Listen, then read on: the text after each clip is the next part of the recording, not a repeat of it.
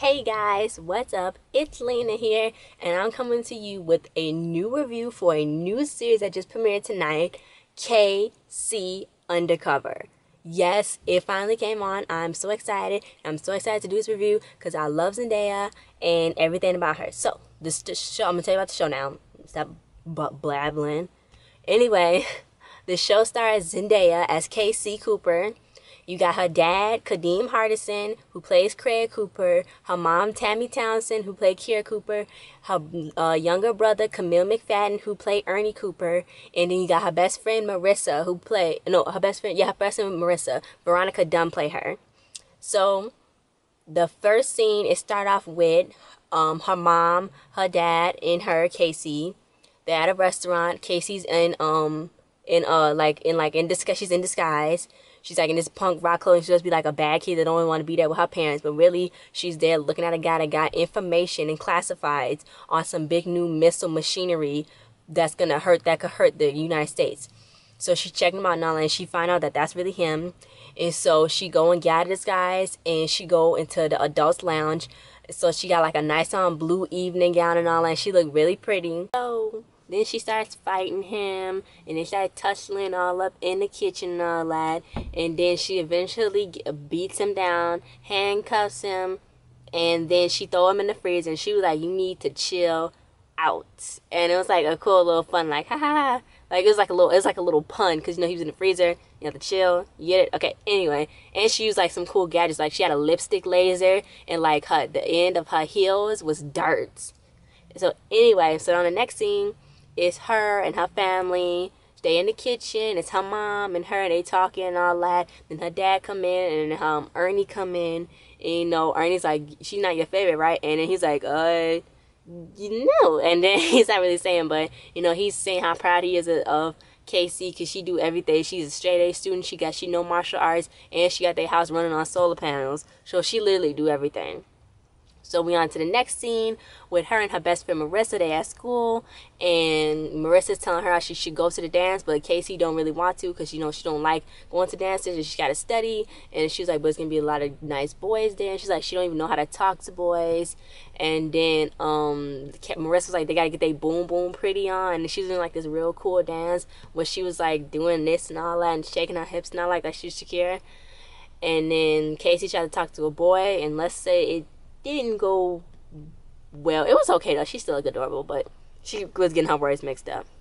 So then you got them. So on the next scene, you got her dad and her mom. They sitting like in a black SUV, and they wearing all black, and they waiting for Casey to come out. And so a man hop out the car and be like, "I'm Casey Cooper." He's like, "I need to show you. Here's my ID. I'm with the CIA or whatever." And she's like, "Well, here's my ID." And she like kneed him in the stomach, and it was really cool. And then like he got her in the car. And so the next scene, they got her tied up, and she's like sitting down like a chair, but she eventually break out of it, and she like escape out of the place they had her. And then she like she jump on like a rail thing on the wall. Then she climb up on the rail, and she like run out and kick the door down. And then she see all of them in like wearing black suits. And she's like, "What's going on?" And she's like, "If y'all want some ransom for my parents, they just nothing but boring accountants." And then their parents come through, and her dad said, "Well, I don't think we boring." And she was like, and her mom was like, "Honey, we're spies." And she's like, "What?" And she's like, "No, like seriously." So anyway, so they at their house now, and they telling her how they spies all this time. And then she's like, "Why didn't you tell me?" Then her dad was like, "Well, if he told you, we would have to kill you." And she was like, "You kidding, right?" And then they was like, "Okay." But she was asking why they didn't tell her, and he was like, they've been prepping her since she was 3. So they've been prepping her since she was 3. And so they asked her, do you want to take on this mission to help us find this teenage spy that's at your high school? So they wanted to do it because she stayed there, and that's good intel for them. So she take on the mission. So the next scene, in the lunchroom, she got her glasses on, identifying everybody that come in the room, and seeing if that's the other spy that worked for the other people, the bad guys. And she's talking to Marissa too, and she's looking, she's seeing, and then she see this guy called, his name is Lincoln. Trevor Jackson play him, her best friend like real life, but Trevor Jackson play him, and she's like, "Oh, who is that?" and all that. So he catch her eye, and then she was like, Marissa mentioned that he just moved here to DC. She's like, "Oh, really?" So she checked on her glasses to see, if that was the intel, the other spy from the bad guys, and it was. So then she used her X-ray vision. She saw him without with no shirt on. She's like, I'm liking this vision. So she liked him, and so she overheard. Got her she got an eavesdropping system on her bracelet. So she overheard the janitor telling him that the virus that's taking down cell phone towers is gonna be in a cell phone that's gonna be delivered to him at the dance on Friday. So then she go into the bathroom and she called her dad. And, you know, she tell him all the information and all that shit. So he's like, you're gonna have to get him to ask you to the dance. And she's like, how am I gonna do that? I can't even talk to him. Then he was like, well, do something. And then she was like, you mean like on a date? And he was like, yeah. And he was like, you never on a date? And she's like, I didn't, because you told me I had to wait till I was 18. And he's like, whoa, how am I supposed to know? I don't want my baby girl to grow up. And so they talking and all that. So then she's like, okay, I'm just gonna do it. So then the next scene, you got them talking, and so he asked Julie, which is I guess one of the mean girls at the school, but she said Ermagerd. She said it's Julie with no E, Julie with no E.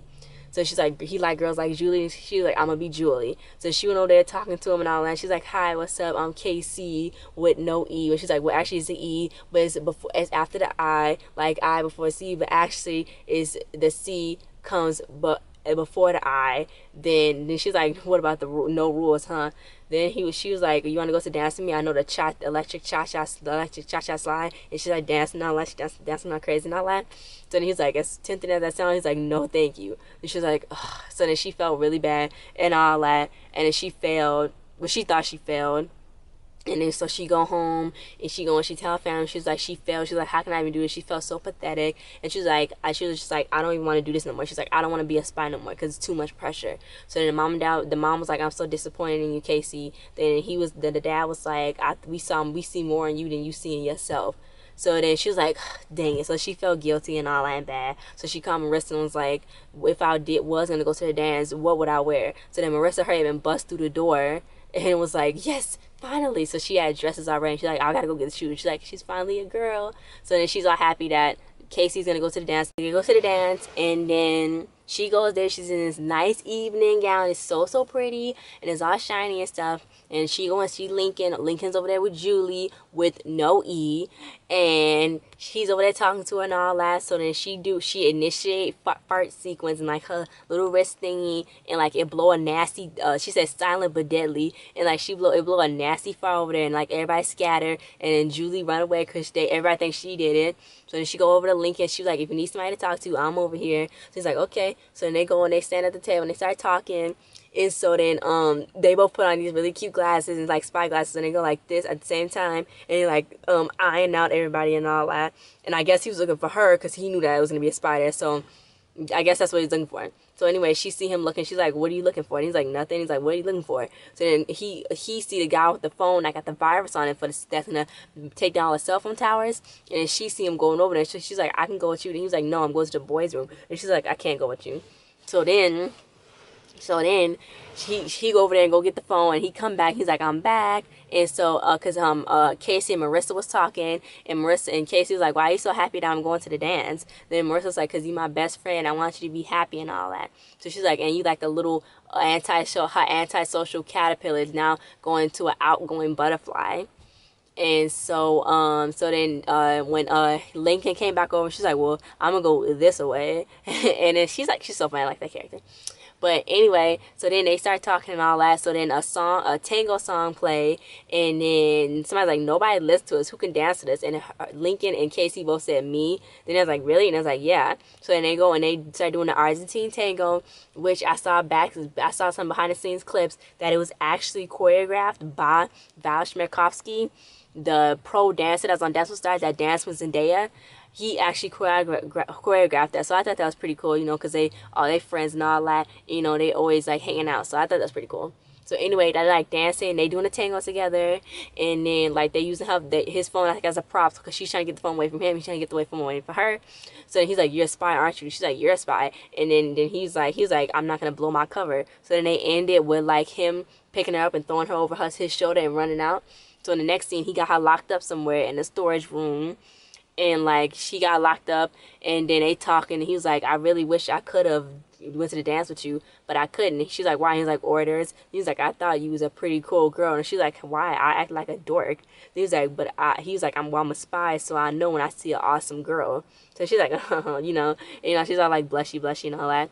So then so then he leave out for a second, and she go and she call her mom through the bracelet, and she's like, mom, where are you? So and then her mom left the bracelet on the counter. So Ernie heard. You got Ernie is saying, well, who is this? And he's like, Casey? And she's like, yes, this is Casey. And he's like, how are you talking through the bracelet? And then she's like, I'm a spy, mom's a spy, and dad's a spy. Then he's like, what? And he's like, that can't be true. So then she pull up the hologram thing, and he's like, okay, it's true. So then she tell him to go tell mom and dad that she's in trouble and all that. He's like, okay, well, since I'm not capable enough to be a spy, and I'm probably not, I hope I'm capable enough to deliver a message.